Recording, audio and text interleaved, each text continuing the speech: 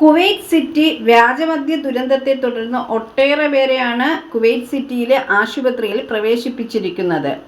അൽ അഹമ്മദി ഗവർണറേറ്റിലെ വിവിധ ഇടങ്ങളിലാണ് ദുരന്തമുണ്ടായിരിക്കുന്നത്. കഴിഞ്ഞ 48 മണിക്കൂറിനുള്ളിലാണ് ഇവരിൽ പലരെയും ആശുപത്രിയിൽ പ്രവേശിപ്പിച്ചിരിക്കുന്നത്. ഇതുവരെ 10 പേർ മരിച്ചുവെന്നാണ് അറബ് മാധ്യമങ്ങൾ റിപ്പോർട്ട് ചെയ്തിരിക്കുന്നത്. പലയിടങ്ങളിൽ ആളുകൾ കുഴഞ്ഞു വീഴുകയായിരുന്നു. തുടർന്ന് ഇവരെ ആശുപത്രിയിലെത്തിച്ചു. ജലീബ് ബ്ലോക്ക് 4-ൽ ഉണ്ടാക്കിയ മദ്യം ഇവർ വാങ്ങിക്കഴിച്ചിരുന്നു എന്ന് വിവരമറിഞ്ഞു. ഈ മദ്യത്തിൽ വിഷം കലർന്നിട്ടുണ്ടെന്നാണ് സൂചന. പല ഇടങ്ങളിലുള്ള ലേബർ ക്യാമ്പിൽ നിന്നുള്ളവരാണ് ദുരന്തത്തിന് ഇരയായത്. നിലവിൽ 15ഓളം പേർ ആശുപത്രിയിൽ ചികിത്സയിലാണെന്നും റിപ്പോർട്ട് പുറത്തുവരുന്നു.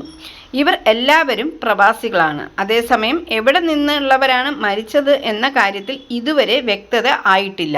മരിച്ചവരിൽ മലയാളികളും ഉണ്ട്. വ്യാജമദ്യം കഴിച്ച് ആശുപത്രിയിൽ കഴിയുന്ന പലരുടെയും കാഴ്ച നഷ്ടപ്പെട്ടതായി അധികൃതർ വ്യക്തമാക്കുന്നുണ്ട്. ചിലരുടെ കിഡ്നിക്കും പ്രശ്നമുണ്ടെന്നും ആരോഗ്യ പ്രവർത്തകർ പറയുന്നു.